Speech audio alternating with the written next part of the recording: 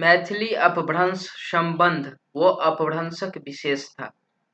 अब मैथिली अपभ्रंश अर्थात जखन जब मैथिली का जन्म होता है उससे पहले कई स्तर पर संस्कृत से प्राकृत, प्राकृत से अपभ्रंश, अपभ्रंश से अपहट, उसके बाद मैथिली का जन्म होता है। इसी श्रेणी क्रम में किस तरह से हमने प्राकृत मैथिली का संबंध पढ़ा, प्राकृत क्या होता है ये पढ़ा, प्राकृत की विशेषता क्या होती है ये पढ़ा।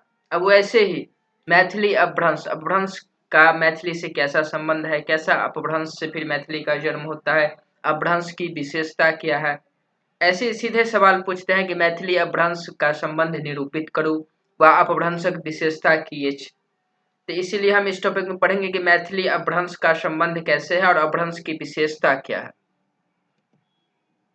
अपभ्रंशक शब्दक प्रयोग भाषा के संदर्भ में ब्यारी नामक विद्वान कयने छलाह आ महान भाष्यकार पातंजलि एहि शब्दक प्रयोग भाषाक अपाणनीय उपयोगक लेल कयने छलखिन।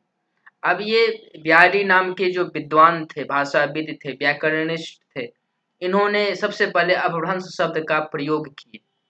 पतंजलि ने भाषा का अपाणनीय उपयोग, पाणनीय क्या हुआ, पाणिनि वो थे जो व्याकरण के लेखक थे। तो जो जो व्याकरण कठिन भाषा कठिन हो जाता है उसके बाद आमजन में जो सरल भाषा आता है उसे ही प्राकृत के बाद अपभ्रंश कहा गया। तो अपभ्रंश भाषा अर्थात जिसमें व्याकरणिक की कठिनता से लागू नहीं था, इसीलिए पाणिनीय कौन, जिसमें व्याकरण की कठिनता से उपयोग हो, और अपाणिनीय कौन, जिसमें व्याकरण की कम हो, सरलता से लागू हो, इसीलिए उसे अपाणिनीय उपयोग लेल कयने छलखिन। अर्थात एहन भाषा जे पाणिनिक व्याकरण अनुकूल नहीं छल, अर्थात जिसमें व्याकरण की कठिनता से लागू नहीं किया गया। आगू भर्तृहरि, भामह, डांडी आदि विद्वान सेहो अपभ्रंश शब्दक प्रयोग कयलनि। अधिकांश विद्वान अपभ्रंश विकासक काल 300 सँ 1000 ईस्वी बीच मानैत छथिन। 12वीं शताब्दी में आचार्य हरिश्चंद्र अपभ्रंशक व्याकरण लिखलनि। नव भाषा आर्य भाषाक उद्भवक आ विकासक दृष्टि से अपभ्रंशक विशेष महत्व अछि, क्योंकि इसी अपभ्रंश के बाद नव भाषा सबका, नव आर्य भाषा सबका जन्म होता है, इसीलिए इसका खास महत्व है। अपभ्रंश में 14वीं शताब्दी धरि साहित्य रचना देखबा लेल भेटैत अछि। कतेक विद्वान कल्पना अपभ्रंश के काल्पनिक भाषा मानैत छथिन तऽ कतेक विद्वान नभाक भाषा लेल अपभ्रंशक कल्पना करैत छथिन। मिशेल, ग्रियर्सन, बुल्वर, सुनीति कुमार चटर्जी आदि विद्वान अपभ्रंश के प्राकृत आ आधुनिक भाषा के बीच एकटा कड़ीक रूप में देखैत छथिन। अर्थात वही इन अपभ्रंश के बाद प्राकृत और नव जो आधुनिक भाषा हुआ उसके बीच में पहले एक अपभ्रंश आया, उसके बाद आधुनिक भाषाओं का जन्म होता है। चटर्जी महोदय प्रत्येक क्षेत्रीय प्राकृत से अपभ्रंशक संबंध जोड़ित उदिच अर्थात उत्तर दक्षिणात अर्थात दक्षिण प्राच्य अर्थात पूर्व प्रतीच अर्थात पश्चिम आ मध्य देशीय अर्थात मध्य देश अपभ्रंशक कल्पना करे छथिन। प्राकृत का भी हमने ऐसे ही विभाजन देखा कि किस प्रतीच, उदिच, दक्षिणात, मध्य देशीय, उसी तरह के उसी क्षेत्र में फिर से अपभ्रंश का उदिच अपभ्रंश, दक्षिणात अपभ्रंश, प्रतीच अपभ्रंश का इस तरह से चटर्जी महोदय कल्पना करते हैं। ओहिठाम पंडित गोविंद झा सन विद्वान साहित्य उपलब्धताक आधार पर अपभ्रंशक तीनेटा भेद मानैत छथिन, प्रतीच पश्चिम, दक्षिणात दक्षिण, प्राच्य आर अर्थात पूरब। एहि में से प्राच्य अपभ्रंश के मैथिलिक उद्भवक कारण मानैत छथिन। हमने देखा कि प्राच्य अर्थात पूर्वी, प्राच्य प्राकृत से, प्राच्य अपभ्रंश से ही मैथिली का जन्म होता है, इस पर सभी विद्वान सहमत है। तो यहाँ पर भी वही बता रहे हैं कि जहाँ चटर्जी महोदय ने तो 5 क्षेत्र में बांट दिए, उदिच, दक्षिणात, प्राच्य, प्रतीच, मध्य देशीय, लेकिन पंडित गोविंद झा 3 ही क्षेत्र में बांटते हैं अपभ्रंश को, प्रतीच पश्चिम, दक्षिण दक्षिण, प्राच्य पूर्व, और इसी में से प्राच्य अपभ्रंश से मैथिली का उद्भवक कारण मानित छथिन। उनका अनुसार या अर्थात पंडित गोविंद झा अनुसार प्रतीच इसका क्षेत्र गुजरात, राजस्थान आ पश्चिमी हिंदी बाजल जाय वाला क्षेत्र, पश्चिमी हिंदी अर्थात अवधि। ग्रियर्सन एकर सौर सैनी क्षेत्र कहते थे, और ग्रियर्सन इसी ही क्षेत्र को यानी प्रतीच को ही सौर सैनी क्षेत्र भी कहते हैं। आ कतेक विद्वान सौर सैनी अपभ्रंश आ नागर अपभ्रंश सेहो कहने छथिन।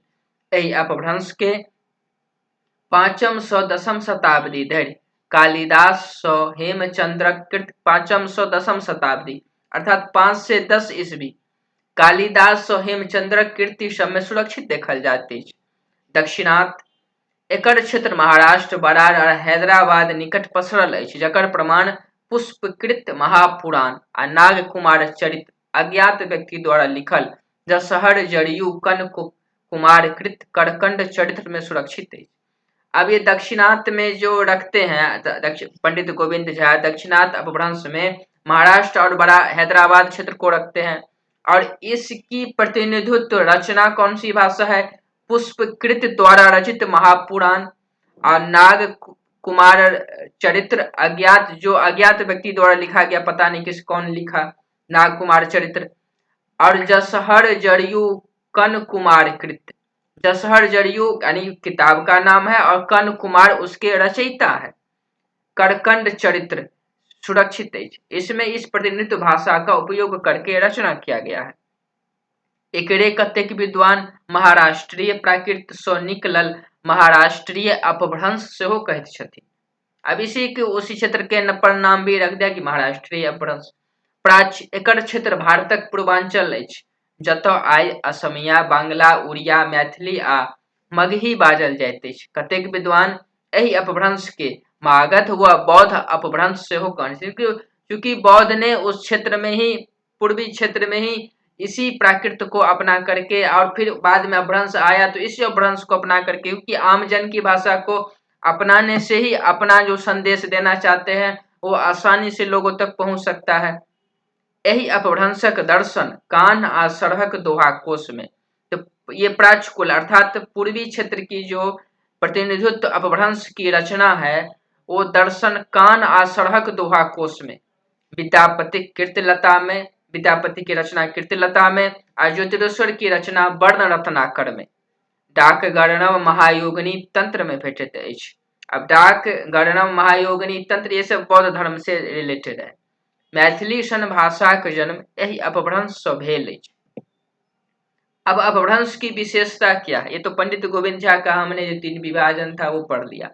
अब अपभ्रंश की विशेषता यह है कि प्राकृतक अपेक्षा अपभ्रंश में किछु एहन लक्षण भेटल जे तत्कालीन परिवेश में सर्वथा नवीन चल स्वाभाविक था। जब कुछ नवीनता रहेगा तभी तो नया नाम मिलेगा, नया भाषा आएगा। आ एकर प्रभाव नवाक भाषा सब में स्पष्ट रूप से पड़ैत देखैत छी। जेना अब इस अपभ्रंश का प्रभाव जो नवीन भारतीय आर्य भाषा सब है उसमें कौन कौन सा प्रभाव देखने को मिलता है, वो इस प्रकार है। अपभ्रंश संस्कृत व्याकरण विस्तार के संक्षिप्त करके भाषा को रूप बनौलक। अब संस्कृत व्याकरण यानी संस्कृत का प्रभाव कम पड़ता चला गया और एक भाषा का रूप बनता चला गया। अपभ्रंश विभक्तिक संख्या बढ़ कम को देलक, स्वाभाविक है, फिर सरलता आएगा संस्कृत तरफ से, तो विभक्ति संख्या कम हो गया। संस्कृत में जत 7 गोट मूल विभक्ति या तकर 3 गोट रूप सहित यानी 21 विभक्ति का प्रयोग होता था संस्कृत में, लेकिन अपभ्रंश में मात्र द्वितीया तृतीया विभक्ति 2 गोट अर्थात मात्र 4 विभक्ति से ही काम चलाया गया। वाक्य विन्यास में कर्ता, कर्म, क्रिया आदि का स्थान सुनिश्चित करबाक प्रवृत्ति शुरू भेल। अनेक शब्दक सभक ध्वनिक के प्रकृतक अपेक्षा अपभ्रंश अपन अलग एक दिस पहचान बनौलक, तो दोसर दिस संस्कृत के निकट आयल। किछु देशी शब्द के ग्रहण कर, देशी शब्द अर्थात आम जन के बीच जो बोले जाने वाले अधिकांश उपयोग वाले शब्द को अपन शब्दकोश के समृद्ध कैलक। एही तरह अपभ्रंश आर्य भाषा के सरलीकरण करबा में सफल भेल, जकर प्रभाव नवाक भाषा सब पर स्पष्ट रूप से देखल जा सकैत अछि। जतऽ धरि मैथिली सन भाषा से अपभ्रंशक प्रश्न अछि, मैथिली प्राच्य प्राकृतक मागधी शाखा से मागधी अपभ्रंश आ मागधी अपभ्रंश से मैथिली दिस अग्रसरित होइत विकसित भेल अछि, जकरा निम्नलिखित रूप में देखत। अब अपभ्रंश और मैथिली के बीच क्या संबंध है? तो यही हमने जो मागधी कुल में मैथिली का स्थान पढ़ा कि किस तरह से मागधी प्राकृत से मागधी अपभ्रंश, किस तरह से ये फिर आगे मैथिली तक चीजों का परिवर्तन जारी रहता है। यही संबंध स्थापित होने का विश्लेषण करने से पता चलता है कि अपभ्रंश का मैथिली से किस रूप में संबंध है वही संबंध हमने मैथिली प्राकृत संबंध में भी पढ़ा। अब इसी उदाहरण को आगे हम लोग देख सकते हैं कि मागधी अपभ्रंश का जो विशेषता है वो आगे मैथिली तक आता है। जैसे संस्कृत का ड़ मागधी प्राकृत में ल हो जाता है और मागधी अपभ्रंश में फिर से र, और यही चीज आगे मैथिली में भी बनता है। जैसे संस्कृत में राजा राजन पुरुष चोरा, मागधी प्राकृत में लाजा पुलिसे चोले, मागधी अपभ्रंश में राजा पुरुषो चोर और मैथिली में राजा पुरुष चोर। तो यही हमने मागधी प्राकृत में भी देखा और मागधी अपभ्रंश में भी देखा, और यही परिवर्तन मैथिली तक आता है। जैसे दूसरा में सौवक स्थान पर मागधी प्राकृत में सर्वथा तलव्य सौवक प्रयोग होने लागल। जैसे संस्कृत में विषह पुरुष सह, मागधी प्राकृत में विष पुलिसे से, मागधी अपभ्रंश में विष पुरुषों से और मैथिली में विष पुरुष से। अब इसी तरह जो आजवक बदला यो आयोक प्रयोग मागधी प्राकृत में देखो लेल भेटैत अछि। संस्कृत में जानाति अद्य, मागधी प्राकृत में यानादि अइ, मागधी अपभ्रंश में जन्नाति अइ और मैथिली में जानैत और आई। संस्कृतक नियो आ ज्ञक स्थान पर मागधी प्राकृत में अजक प्रयोग शुरू भेल, मागधी अपभ्रंश में शिथिल होइत नौ आ टज रूप में आगू बढ़ल। मुदा मैथिली आबैत आबैत पुनः संस्कृत जकाँ प्रचलित भेल। जेना संस्कृत में पुण्य, मागधी प्राकृत में पूज्य, मागधी अपभ्रंश में पुण्य में। अब यहाँ पर जो मागधी प्राकृत में पुयज लिखा है वो पुअज, वो अड़ो आएगा, अड़ो आ जो संयुक्त पुंज। मागधी अपभ्रंश में पुण्य, मैथिली में पुण्य। उत्तम पुरुष सर्वनाम एक वचन में संस्कृतक अहमक स्थान पर मागधिक प्राकृत में हगे प्रयोग भेल, आगू मागधिक अपभ्रंश में मओ मओक रूप में प्रयोग भेल। प्राचीन मैथिली में यह मय आ हमक रूप भेल। कर्ता में संस्कृत में विसर्गक स्थान पर मागधिक अपभ्रंश में एक प्रयोग शुरू भेल। ए विभक्तिक मागधिक अपभ्रंश में कर्ताक अतिरिक्त कारण आ अधिकरण में सेहो भेटैत अछि। एहने प्रयोग प्राचीन मैथिली में सेहो भेटैत अछि। जेना संस्कृत में जना स, मागधी प्राकृत में यने से। तो ये उदाहरण सब है किस तरह से अपभ्रंश और मैथिली का संबंध है, किस तरह से जो पहले परिवर्तन शुरू हुआ था वो संस्कृत से होकर के प्राकृत, प्राकृत से होकर अपभ्रंश तक चलता आ रहा है। मागधी अपभ्रंश में केरा केरक प्रयोग शुरू भेल, जे आगू मैथिलियों में देखक लेल भेटैत अछि। मागधी अपभ्रंश में तखन केरा, मैथिली में तखन केरा। अब यही उदाहरण सब मागधी कुल में मैथिली को रखना है तो यही उदाहरण सब दे सकते हैं कि ये मतलब ये उदाहरण आपको कहीं भी यूज कर सकते हैं। स्पेसिफिक जब हम आंसर राइटिंग का क्लास देखेंगे तो उसमें इस चीज को हम स्पेशली मेंशन करेंगे। लेकिन अभी ये याद रखिए, ये अपभ्रंश की विशेषता हो गई, ये अपभ्रंश मैथिली का संबंध हो गया। अब अपभ्रंश शब्द का सबसे पहले प्रयोग कौन किया, उसकी उपयोगिता क्या थी, हमने देखा किस तरह से अपाणनीय रूप में उपयोग हुआ। भर्तहरि, भामह, डांडी आदि विद्वानों ने इसे अलग अलग नाम देकर के इसमें रचना किए। इसकी गोविंद झा कृष्ण तीन ही भेद मान करके प्रतीच्य, प्राच्य का संकल्पना करके और फिर उसका विभेद और प्रतिनिधित्व भाषाओं का चर्चा करते हैं।